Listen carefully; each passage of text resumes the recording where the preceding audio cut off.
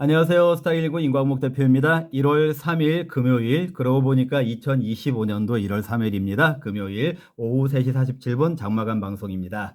자, 2025년도 증시가 어제 개장을 했고 오늘까지 이틀째 진행이 됐는데요. 이틀 동안 진행된 모습을 좀 여러분들께 설명을 드리려고 하고요.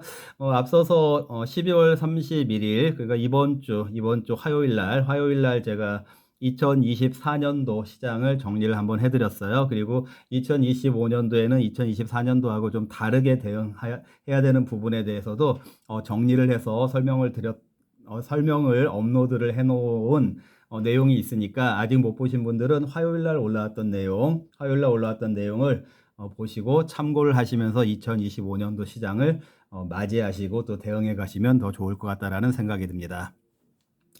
자, 2025년도 어제 1월 1일, 그리고 이제 2024년도 기준으로는 12월 30일 날 폐장한 날, 그 한국 증시가 코스피는 2400, 그리고 그 코스닥은 670선 이렇게 마감을 했고, 또 이제 어제 시작이 된 지점이 되겠죠, 위치가요. 자, 이렇게 되는데 이 2400과 670의 의미는, 코스피 2400과 코스닥 670의 의미는 두 가지 정도의 큰 의미를 담고 있다고 했죠. 첫 번째 의미는 수급상으로 봤을 때 반대 매매가 그 이하로 쏟아지면은 그거를 다 적극적으로 담아내는 것이 좋다라고 제가 제시를 해드렸고, 아주 여러 차례 한 5번 정도 강조를 드린 그런 지점이 되겠고요. 또 그리고 이 2400과 코스닥 670은 그동안에 있었던 모든 악재들, 한국의 모든 국내적인 악재, 경제적인 악재, 또는 거시 지표적인 악재, 그리고 지정학적인 악재, 이런 모든, 그리고 어떤 실적적인 악재, 삼성전자의 실적적인 악재, 이런 것들까지 모두 반영을 해서 소화를 해낸 지점이다라고 말씀을 드렸어요. 자, 그런데 이제 이 라인이 이번에 그 12월 달에 크게 다시 한번 훼손이 되는 도전을 받게 된 것은 여러분들 잘 아시겠지만 정치적인 이슈들이 있었죠. 그리고 계엄 이후에 진행이 된 여러 가지 선동 정치들에 의해서 재차 도전을 받았고, 또 그리고 굉장히 불행하게도 지난주 일요일이었나요? 토요일이었나요? 우리 무안공항에서 참사까지 발생하는 그런 일이 벌어지지 않았습니까? 그런 것들을 다 반영을 했음에도 불구하고 그런 것들을 다 감수를 하면서 일단은 지켜낸 지점이다. 그리고 이제 지난해 12월 30일 날 하필이면은 이 지점 부근에서 마무리를 한 것은 새해에 이 지점에서 출발을 하면서 이 새해 한국 경제가, 한국 증시가, 또 한국의 정치가 이 모든 것들을 어떻게 헤쳐나가는지, 또는 더 악화가 될 것인지, 이거에 대해서 한번 지켜보겠다라는 그런 신호가 아니겠냐, 그런 시그널이 아니겠냐, 이렇게 말씀을 드렸었습니다. 자, 그래서 상황이 더 악화가 된다라고 하면은 2024년도에 그렇게 힘겹게 여러 가지 악재들 속에서도 지켜냈던 이 라인이 후퇴를 할 수밖에 없는 것이고, 그게 아니고 그래도 한국의 펀더멘탈, 그리고 한국의 시스템이 견조하고 탄탄하고 이 라인 이하에서는 주식은 너무나도 싸다, 그렇기 때문에 담아야 된다, 이런 그 관점이 지배적이거나, 또는 지금 이제 봉착해 있는 경제적인, 정치적인 이런 문제들이 해결이 되어 나간다라고 하면은 이 라인을 극복을 하면서 이제 정상적인 궤도, 물론 지금 이 라인은 정말 최악의 라인, 그리고 어떤 어떤 없었다고 했을 경우에는 어떤 폭탄 세일의 라인이라고 계속 말씀을 드렸었죠. 자, 그런데 그 라인으로 이제 마감을 했기 때문에 얼마나 우리가 2024년도에 그 어려웠던 시장을 설명하는 그런 부분도 되겠지만, 어떻게 보면 2025년도에 대한 희망마저도 제시를 해주지 못하는 그런 라인으로 마감을 했고, 어제 이 라인에서 출발을 하게 된 것이죠. 자, 그런데 다행하게도 오늘 어떻게 됐습니까? 오늘 코스피가 2440선, 장중에는 2450선까지 올라왔고요. 그리고 이제 코스닥 같은 경우에 700선을 다시 회복을 했습니다. 자, 결국에는 이 라인, 12월 30일 날 마감했던 라인에서는 1차적으로는 역시 다시 한번 기회를 주었구나. 다시 한번 기회를 주었구나. 다시 한번 그 저가 기회를 준 것이고 또 다시 한번 한국에 대해서 지켜보겠다라고 하는 기회를 준 라인이었구나. 이게 이제 어제 개장이 된 2025년도 한국 증시에 있어서 이틀간의 흐름으로 2440선이 회복됐고 700선이 회복이 되면서 일단은 우리가 조금은 안도할 수 있는 그런 상황으로 시장이 좀 반전이 되고 있는 모습입니다. 자, 우선 코스피 2440, 코스닥 700선이 조금 이틀 만에 회복이 된 거니까 빠르게 회복이 될 수 있었던 거에 대해서 좀 설명을 드린다라면, 이게 설명을 드린다라면은, 아무래도 그런 의미가 되겠죠. 최악은 다 반영이 된 거다라는 그런 의미가 있을 수가 있고요. 그리고 수급이 좀 적극적으로 복귀가 되는 그런 모습이 나타났습니다. 여기서 수급이 적극적으로 복귀가 됐다라는 건요.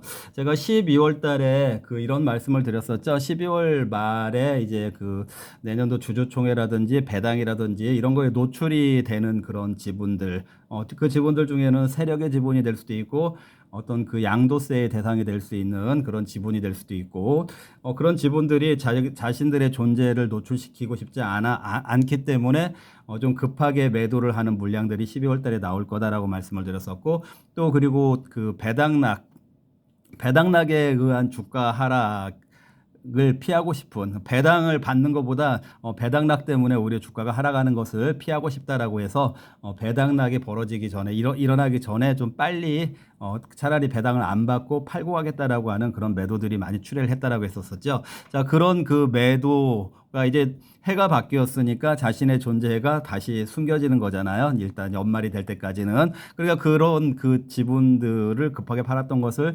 회수하는 그런 수급 복귀 현상이 특히 어제 코스닥에서 좀 강하게 나타났었고, 그리고 오늘 같은 경우에는 아무래도 최악은 반영이 된 주가 이런 거 저런 거 다 반영해도 너무나도 싸 보이는 코스피 2400, 670 이 정도 한국의 시스템이 유지가 되고 한국의 펀더멘탈이 더 이상 훼손이 안 된다라고 하면, 그리고 정치적인 그런 이슈들이 더 악화가 되지 않는다고 하면 그래도 이 라인에서는 주식을 담아야 되지 않냐라는 그런 판단을 오늘 외국인들이 한 것 같아요. 그래서 오늘 외국인들이 선물도 그렇고 현물도 그렇고 좀 적극적으로 매수를 했다. 물론 삼성전자는 아직까지 매도 추세를 이어가고 있긴 합니다. 자,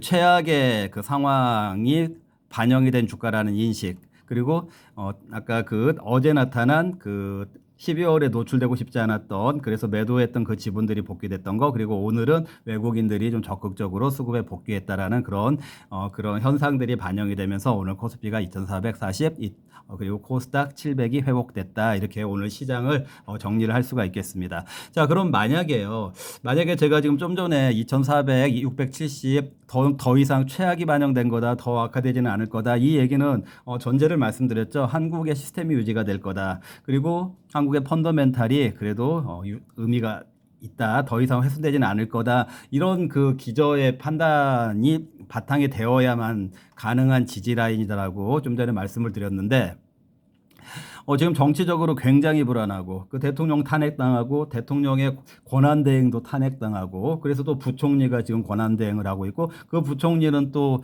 어떻게 보면 정치적으로는 대통령에 좀 배신하는 것 같은 그런 느낌으로 또 헌법재판관을 좀 불충분한 그런 근거 속에서 급하게 임명을 하고, 이런 일련의 과정들이 벌어지고 있기 때문에 지금 한국의 국정이라든지 한국의 이 정세가 좀 불안정한 이런 상황이 지금 계속 지속이 되고 있는 건 맞는데요.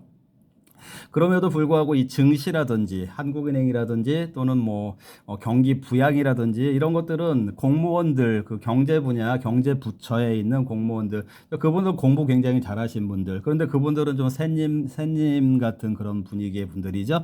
자, 그런데 그분들은 새님 같은 그런 분위기의 사람들이라고 하더라도 이 경제 부분은 시스템이 있으니까 금리를 낮춘다라든지 아니면은 재정을 푼다라든지 통화량을 공급한다라든지 환율을 방어한다라든지 이런 거는 그런 샌님의 성향을 가지고 있는 공무원들이 충분히 커버를 할 수가 있는데 정말 시스템이 유지가 될 수 있냐, 펀더멘탈이 더 훼손되지 않겠냐, 이 부분은 그런 경제적인 측면보다는 무엇이라고 생각하십니까? 저는 이 안보 공백이 굉장히 우려가 됐거든요. 이제 12월 달에 이 전국이 너무 그 불안정하게 돌아가면서 그리고 여기저기에서 나타나는 그 배신 행태들 이런 것들을 보면서 정말 우리 군인들이 전쟁이 일어나면 그 싸울 의지가 있을까 이런 것들도 좀 생각이 되는 부분들도 있었었거든요.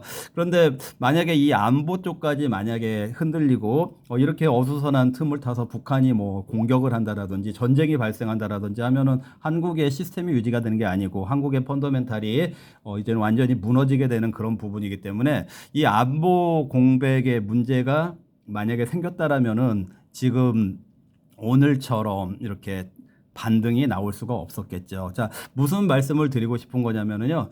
저는 이 부분이 이 안보 공백이 여러분들이 그런 차원에서 어떤 불안감을 느끼는 분들도 계실 것 같아서 제가 말씀드리는 거예요. 오늘 또 그 반등에도 불구하고 개인들은 주식을 굉장히 많이 팔았잖아요. 사실은 이제 그 이런 안보 불안감 같은 게 있다라면은 주식을 파는 게 맞다라고 생각하는 그런 개인들이 많이 있고 그런 불안감들이 많이 있을 것 같아서 제가 그래도 여러분들께 좀 안심을 시켜드리려고 말씀을 드리는데.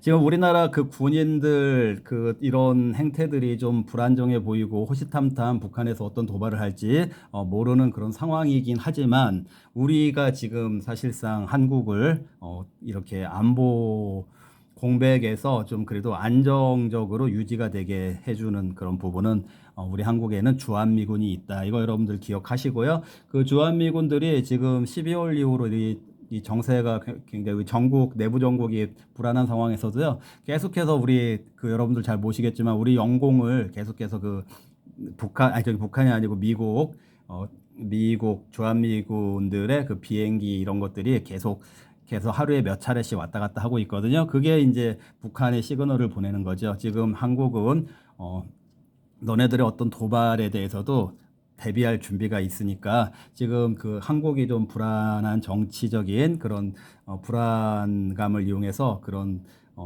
잘못된 판단을 하지 말아라 이런 그런 어떤 사인을 계속 그 미국에서 주고 있기 때문에 이 안보 공백이 그 우려가 되지만 그래도 우리가 또 안심하고 이렇게 그 일상생활을 할 수 있는 그런 상황이 유지가 되기 때문에 이렇게 그 오늘 코스피가 반등할 수 있지 않았나 그렇게 생각이 된다라는 것이죠.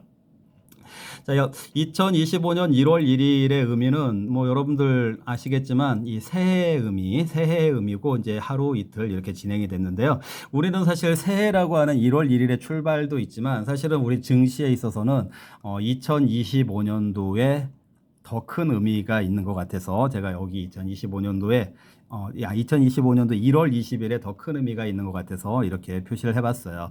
자, 여러분들은 이제 한국에 살고 계시니까 잘 이제 미국의 상황이 어떤지는 좀 실감이 안 갈 수도 있겠지만 지금 미국의 그 도시들 같은데 유명 도시들 같은데 가보면은요 1월 1일은 새해 이렇게 돼 있지만 1월 20일에는 어떤 그 프랜카드라든지 뭐 어떤 그 뭐라고 해야 되죠?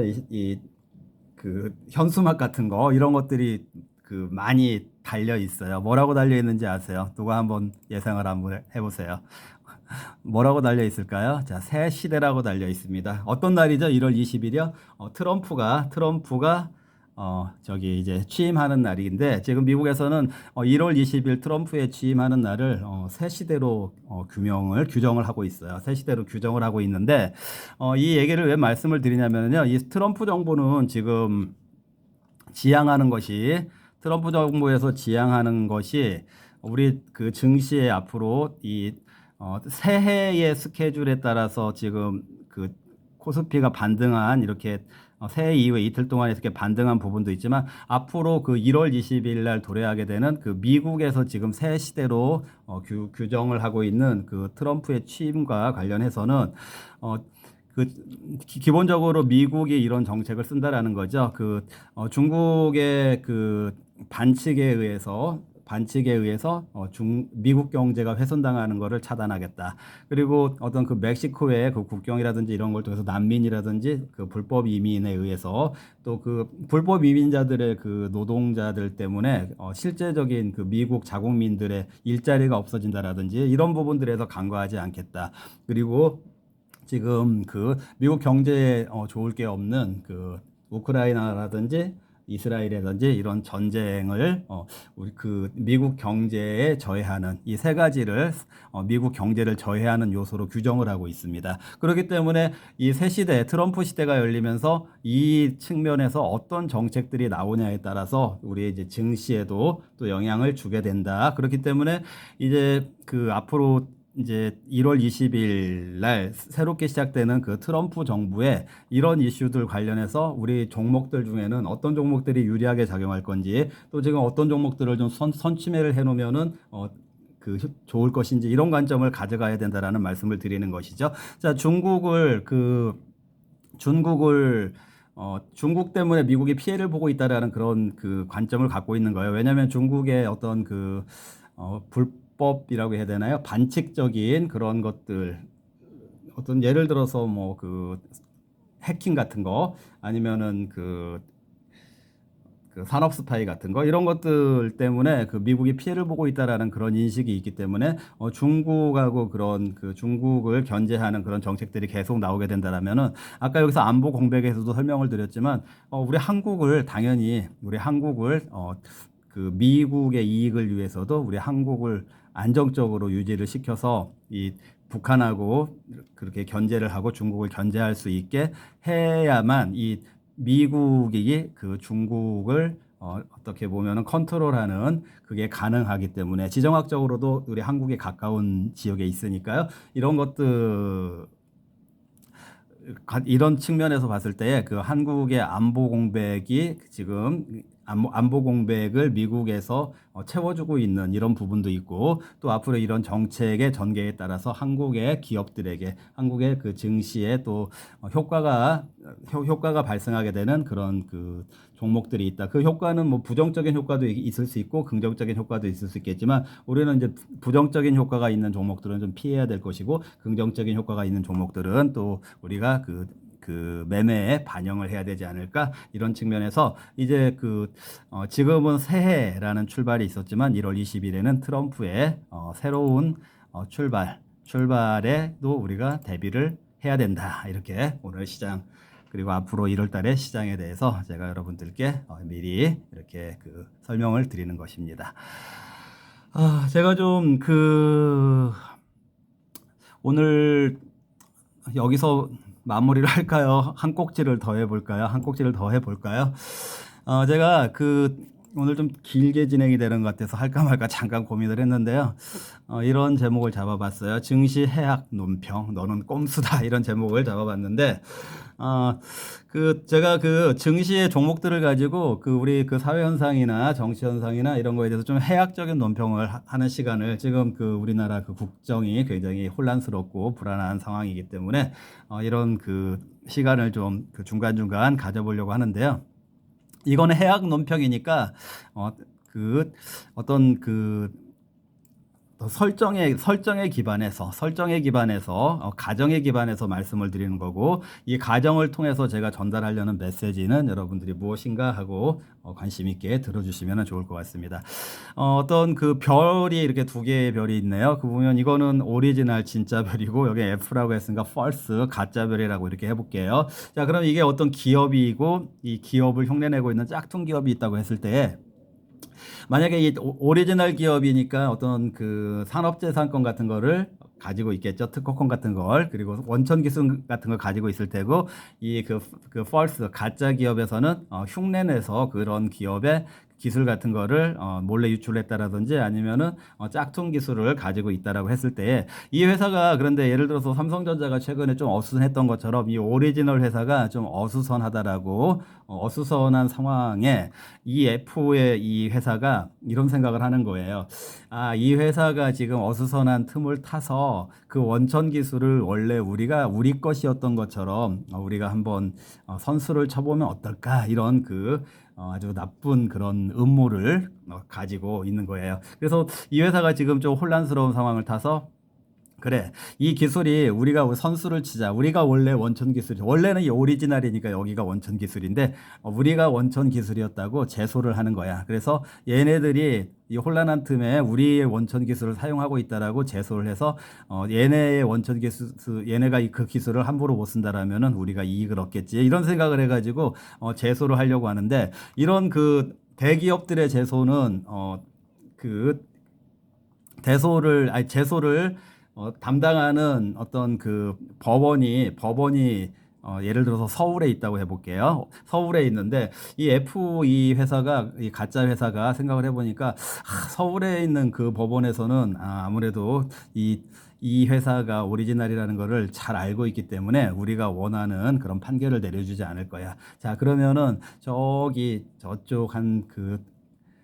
저기 광주 정도에 있는 법원에다가 제소를 해보자. 그럼 그 광주에 있는 회사는 아마 이 회사가 원래 그 영남 쪽에 있는 그런 영남에서 출발한 회사이기 때문에 이 회사를 좋아하지도 않을 테고 또 그리고 우리가 좀 알고 있는 사람들이 판사를 많이 알고 있잖아. 그러니까 그 판사가 아마도 우리 편을 들어줄 거야 라고 해서 원래는 서울에다 제소를 해야 되는데 편법을 써가지고요. 꼼수를 써가지고 광주에다가 제소를 했어요. 그랬더니 정말로 그 광주에 있는 그 법원에서 이 F에 유리한 판결을 내주고 하물며 그 원천 기술이 F 거다라고 판결을 내주기도 하고 하물며 이 O에다가 이런 얘기를 하는 거예요. 너네들은 이미 그걸 가지고 돈을 많이 벌었으니까 이 F의 원천 기술이라고 하는 이 판결에 대해서 시비도 걸지 마. 이런 단서까지 딱 달아가지고 그런 판결을 내렸다. 이렇게 하면 여러분들은 이 판결이 정당하다라고 생각을 하십니까? 이 F의 행동이 정당하다고 생각을 하십니까? 어떻게 생각하십니까? 자, 오늘 그 용산 대통령실에서요. 공수처라는 데서 체포영장을 가지고 갔죠. 그리고 이제 그 대통령의 경호처에서 경호처에도 경호처법이 있기 때문에 들어갈 수 없다라고 이렇게 막아섰죠. 이런 이제 상황이 벌어져서 결국에 한 몇 시간 동안 대치하고 있다가 공수처에서 물러났는데요. 이런 말씀을 드리고 싶어요. 공수처에서 대통령을 체포하는 것이 저는 정당하다고 생각도 안 하지만 그게 정당성을 얻으려고 하면은 이런 꼼수 같은 걸 부리면 안 되거든요. 그런데 공수처에서 체포영장, 공수처는 고위공무원들을 대상으로 하는 그런 수사를 맡은 기관인데 그런 고위공무원들이 서울에 몰려있기 때문에 그 서울중앙지법에다가 이 체포영장을 신청을 해야 되는데요. 이 사람들이 꼼수를 부려서 저쪽 은평구 쪽에 있는 서부지청이라고 하나요? 지청이라고 하죠. 서부지청. 거기에, 지검이라고 하죠. 거기에다가 서부지법, 죄송합니다. 서부지법에다가 영장 청구를 했죠. 그리고 거기가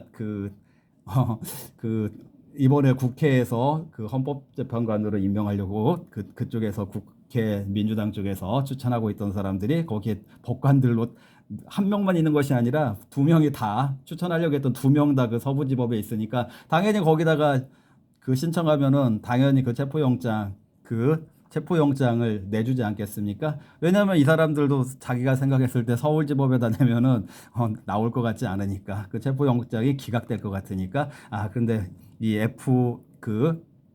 공수처하고 어떤 같은 생각을 가지고 있고 같은 성향을 가지고 있는 서부지법에 내니까 그게 정말 꼼수인 걸 다 알면서 그런 영장이 발부가 됐고 더군다나 법적인 근거가 없는 것을 거기에다가 첨언을 해가지고 판사가 그 영장에 대해서 대통령실에서 경호처에서 대통령의 정보나 기밀 이런 거를 주장하면서 막으면 안 된다 이런 단서. 그 단서는 법적인 근거도 없는 단서. 마치 일개 재판관이 자기가 법을 만드는 사람처럼 그렇게 단서를 달아가지고 그런 체포영장을 내놨는데 정말 결기를 가지고 경호처에서 잘 막아서 오늘 체포 그 집행은 안 됐다라고 그 소식을 들었는데요.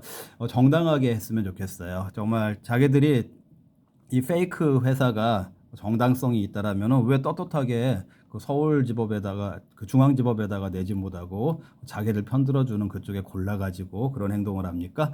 그게 안 될 게 뻔하니까 정상적인 것으로 하면 안 될 거 뻔하니까 그렇게 한 거 정당성이 없다라는 거를 본인들도 알고 있다라는 반증이 되겠죠. 제가 오늘 그 정치 상황이 또 참 답답하기도 하고 우습기도 하고 참 어이가 없기도 하고 그런 상황에서요. 오늘 그 우리는 그 증시 유튜브니까 그 오리지널 기업과 페이크 기업 두 개의 기업의 산업재해상권의 그 제소를 어떤 설정을 해서 그 상황을 한번 우회적으로 여러분들께 설명을 드려봤습니다. 재미있게 보셨는지 모르겠네요. 혹시 이 내용에 공감이 가시고 지금 누가 어떤 그 법 질서를 훼손하고 있고 위헌적인 행동을 하고 있는지 이런 거에 대해서 많은 사람들이 공감을 할 필요가 있다라고 하면은 우리 유튜브에는 구독자 수가 적지만 MZ 세대 분들도 많이 보시는 걸로 알고 계시고 또 기자라든지 또 정책에 참여하시는 분들도 가끔씩 보시는 걸로 알고 있는데요. 이런 내용을 많이 전파를 해주셨으면 좋겠습니다.